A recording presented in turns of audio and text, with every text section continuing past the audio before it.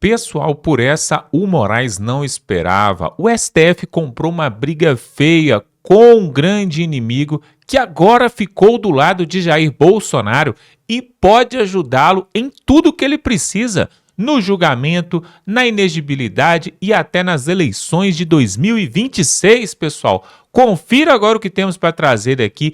Por essa, os ministros do STF não esperavam.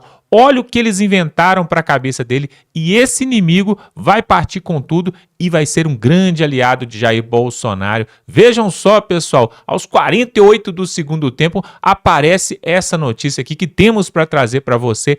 É realmente de cair o queixo, pessoal. Por isso eu quero te pedir para dar um like neste vídeo, pessoal, e se inscrever aqui. Se você ainda não é inscrito, tá perdendo tempo. Nós vamos trazer outras matérias como essa aqui, mas veja agora o que vai trazer o Deltan Dallagnol, aquele mesmo que colocou o Lula na cadeia junto com o Sérgio Moro.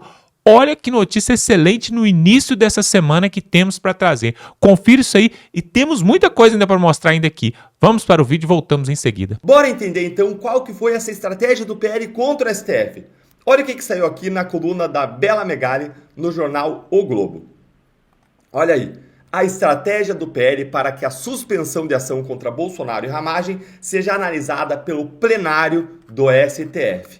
Eu destaquei aqui uns pequenos trechos para vocês. O partido do Bolsonaro quer que Mota recorra da decisão da primeira turma do STF, que formou maioria para rever a medida adotada pela Câmara, a qual suspendeu a ação contra Ramagem, o ex-presidente e aliados. O PL defende que o presidente da Casa apresente um pedido para que o caso seja analisado pelo plenário, formado pelos 11 ministros do tribunal, em uma sessão transmitida pela TV Justiça.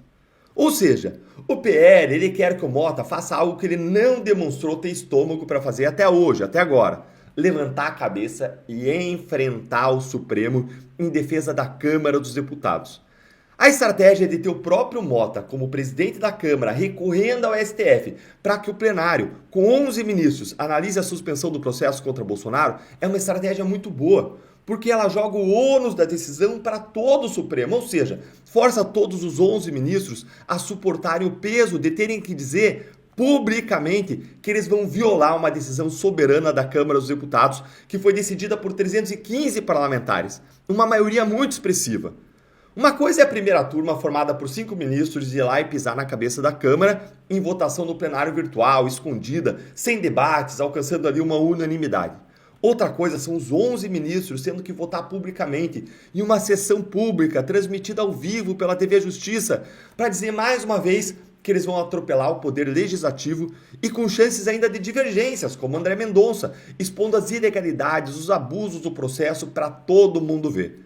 Isso coloca todo o ônus, todo o desgaste nas costas do Supremo, enquanto a Câmara fica parecendo aí injustiçada perante a opinião pública. E, diga-se de passagem, ela fica parecendo injustiçada porque ela está mesmo sendo injustiçada. Mas eu digo, fica parecendo por quê? Porque no Supremo tudo bem ela ser injustiçada, o problema para o Supremo é ela parecer injustiçada. Politicamente, gente, para o Supremo é muito ruim. Mas o problema inteiro é que para que isso aconteça, o Hugo Mota ele precisa primeiro decidir enfrentar o Supremo e recorrer. Será que ele vai fazer isso? O Sócrates Cavalcante, que é líder do PL, ele deu a letra aqui sobre a pressão em cima do Mota. Acompanha aí, ó. Quem está sendo desmoralizado com a decisão da primeira turma é o presidente Hugo Mota e os 315 deputados que votaram para suspender o processo. Eu espero que Mota apresente um recurso para pautar no plenário e em sessão pública transmitida pela TV a análise do tema. Ele tem que fazer isso porque nós vemos a decisão da primeira turma como um desrespeito à Câmara. E é aqui que a gente chega ao meu segundo ponto sobre o novo e poderoso aliado de Bolsonaro contra o STF. Gente, é possível que o Mota ele seja obrigado a enfrentar o Supremo sim, porque quem ficou irritado, quem ficou desmoralizado agora foi o Centrão. É a turma que realmente manda no Brasil há décadas. Dá uma olhadinha aí, ó. Líderes do Centrão prevêem acirramento de crise com o STF após decisão que manteve ação contra a Ramagem. Saquei trechinhos bem pequenos aqui, ó. A aposta entre líderes ouvidos pelo Globo é de acirramento das pressões sobre o presidente da Casa, Hugo Mota, republicanos, por uma resposta ao Supremo Tribunal Federal. No entender dos líderes partidários, o STF atropelou a decisão feita horas antes pela Câmara, em votação expressiva. Foram 315 votos a favor e 143 apenas contrários. Dessa forma, as pressões seriam para que Mota responda à altura e não receba a pecha de permitir que o Supremo avance sobre as prerrogativas parlamentares. Gente, isso aqui é muito significativo. Tudo bem que o Centrão, enrolado com as emendas parlamentares e os seus esquemas de corrupção até o pescoço, ele tem muita gente com o rabo preso no Supremo, enrolado ali em investigações na corte. Mas o Centrão é um bloco muito grande, com muito poder e com muitos desses deputados com trânsito, inclusive em proximidade com os próprios ministros do STF.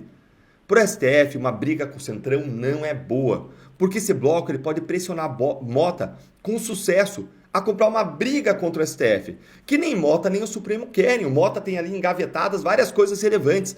PEC das decisões monocráticas do Supremo, que foi aprovada no Senado, tem aquela CPI de abuso de autoridade que conseguiu assinaturas suficientes, tem uma série de projetos ali que podem impactar o Supremo que estão engavetados, e ele pode tirar da gaveta.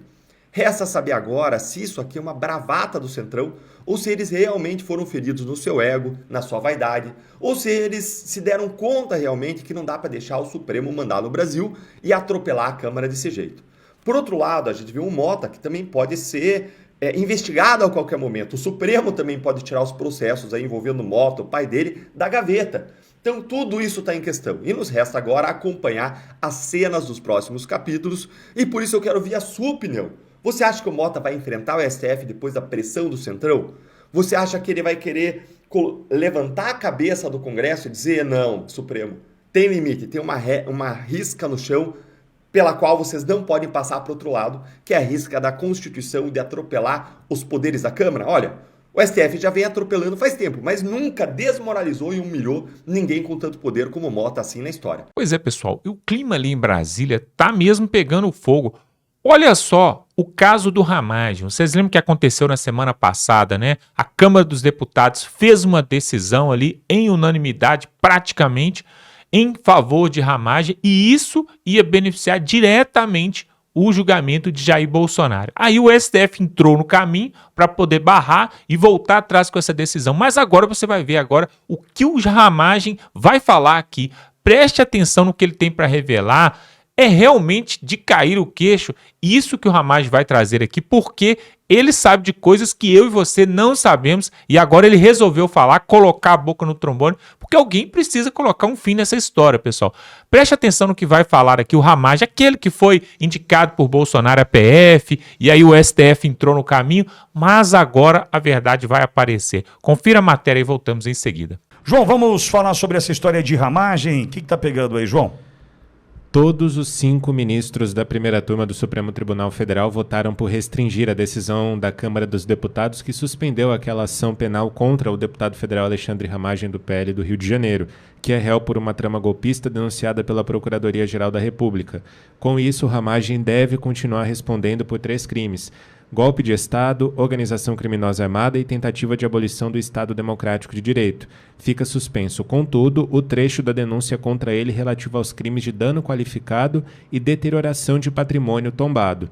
Os ministros Cristiano Zanin, Carmen Lúcia, Flávio Dino e Luiz Fux seguiram o entendimento do relator, ministro Alexandre de Moraes, que apontou as restrições impostas pela própria Constituição sobre o direito de os congressistas suspenderem processos criminais contra algum de seus pares.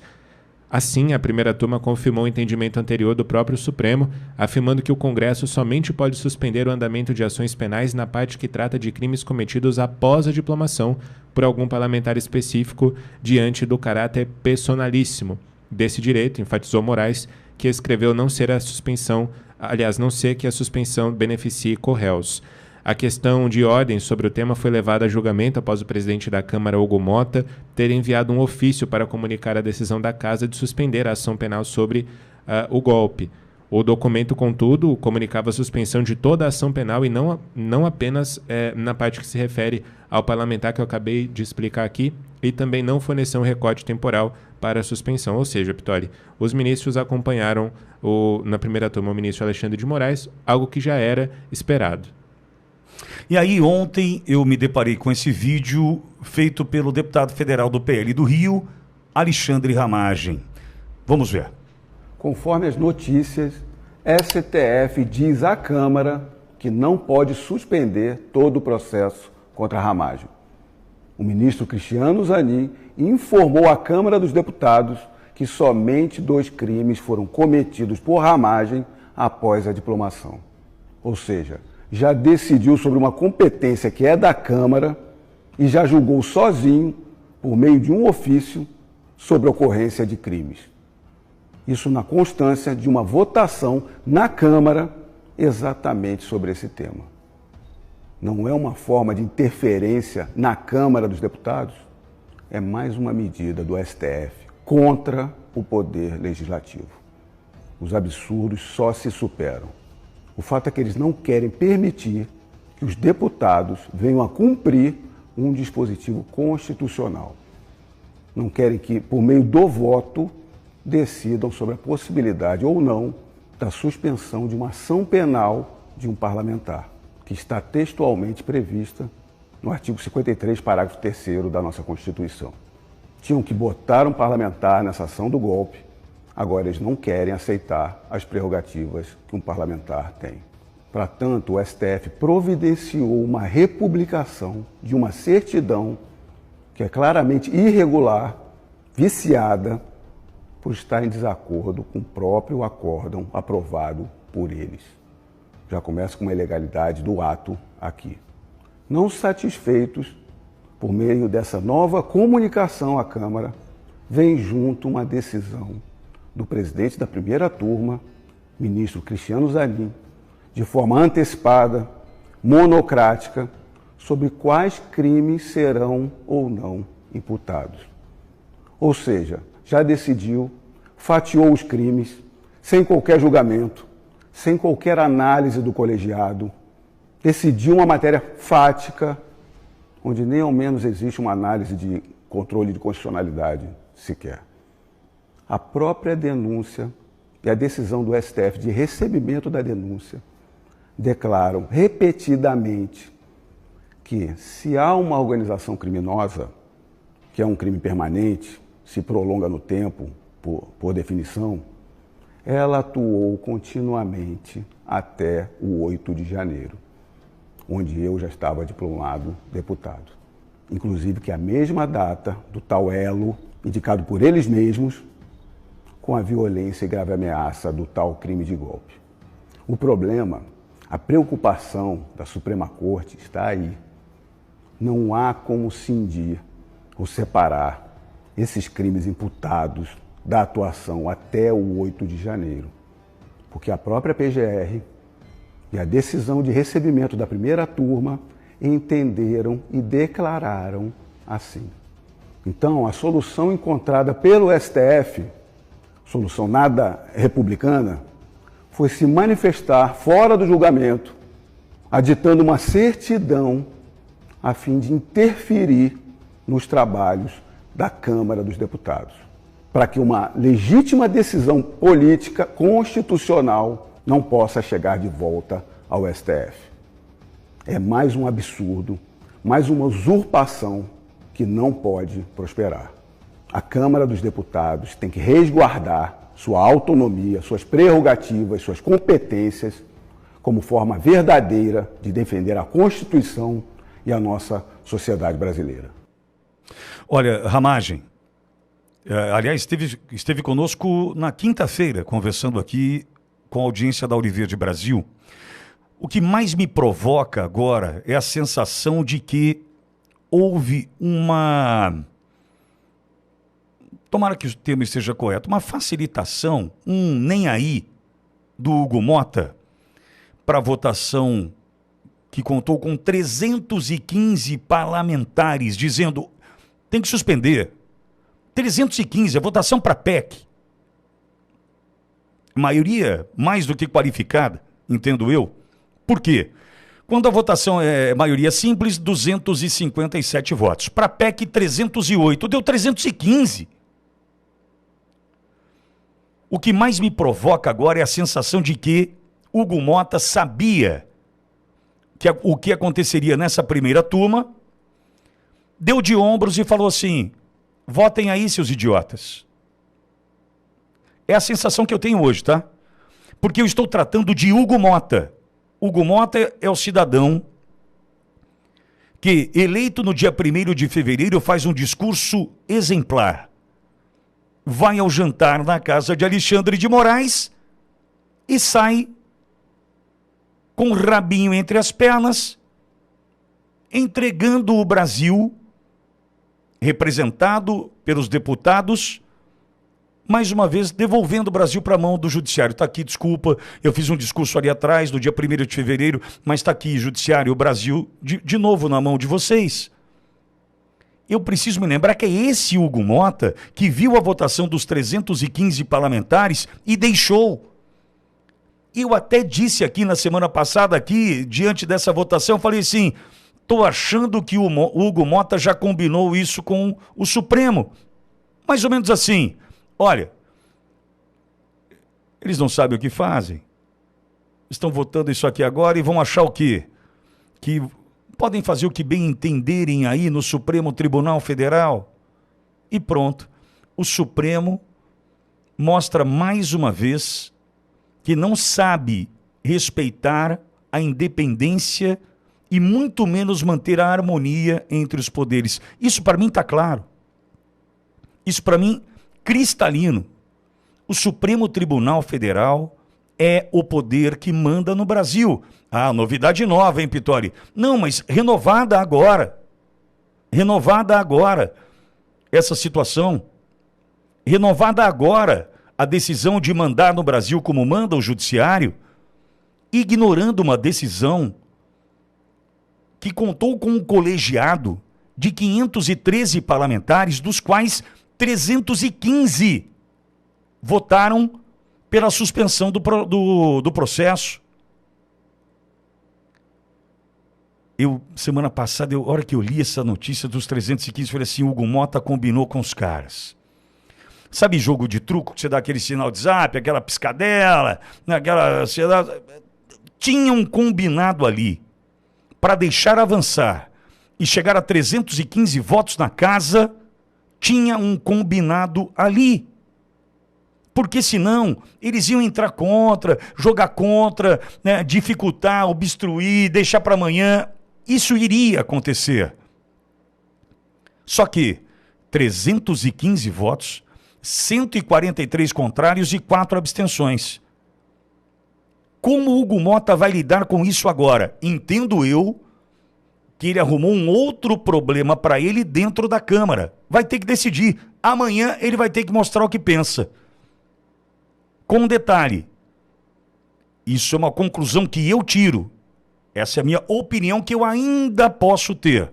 Com todas as circunstâncias, todas as situações colocadas à mesa, eu ainda posso ter opinião.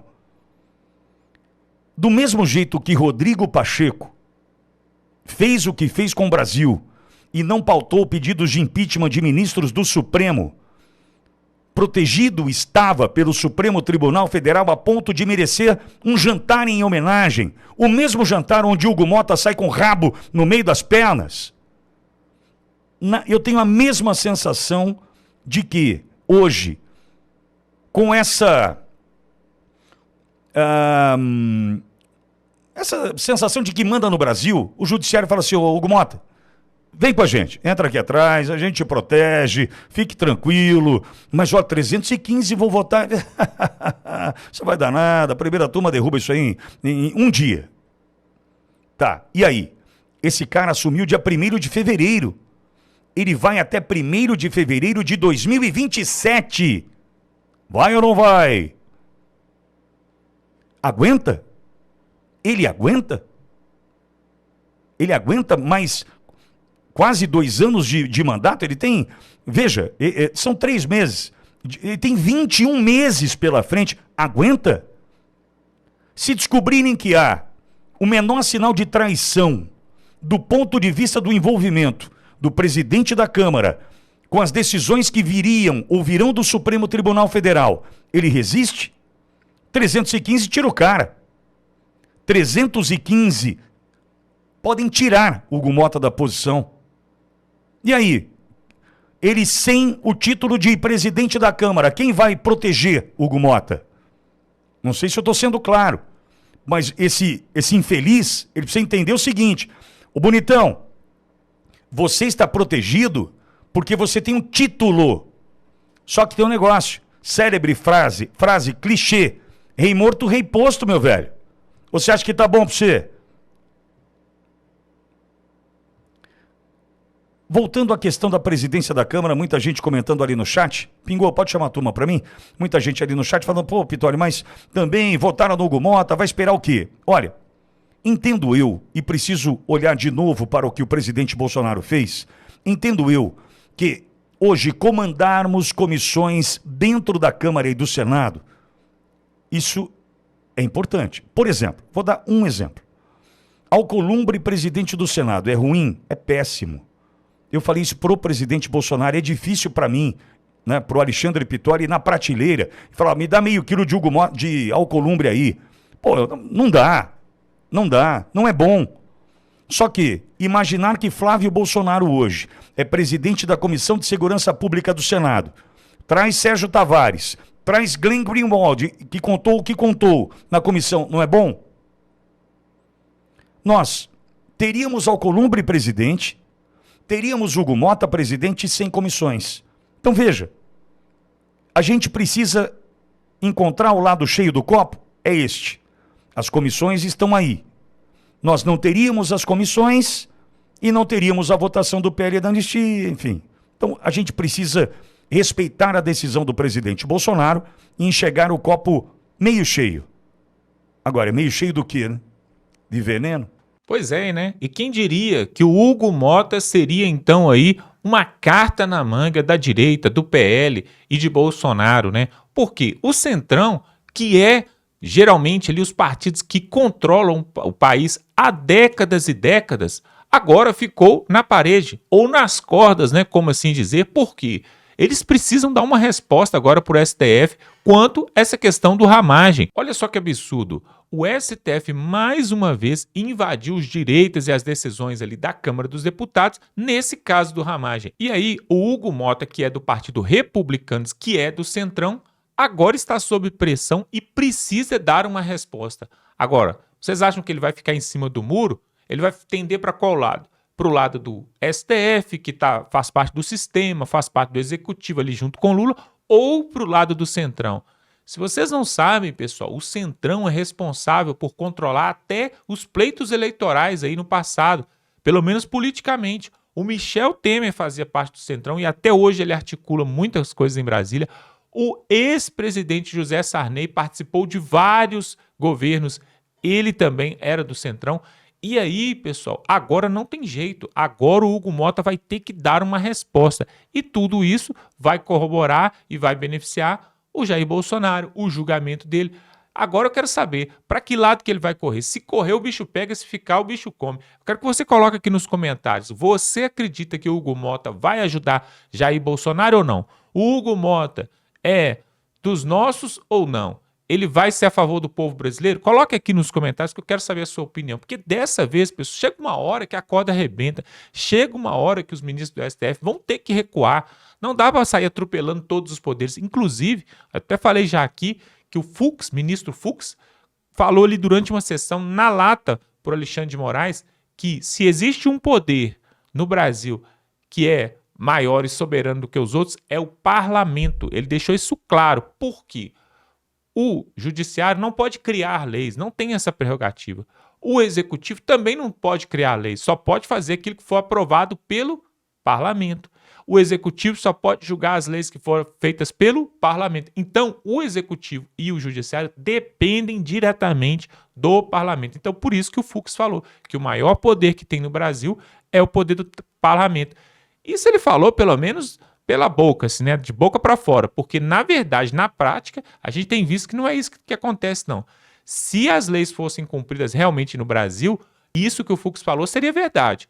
Porque, uma vez que aqueles que foram eleitos pelo povo ali, os senadores e os deputados, batessem o martelo, o executivo tinha que executar e o judiciário tinha que legislar de acordo, tinha que cumprir essas leis de acordo com aquilo que a Câmara dos Deputados e o Senado fez. Mas isso aí, né, pessoal, é um sonho nosso, né, que isso pode vir a acontecer. Quem sabe? Eu quero te convidar para se inscrever aqui no canal, totalmente gratuito, e você vai ficar ligado nos próximos vídeos que nós vamos trazer aqui. É só se inscrever.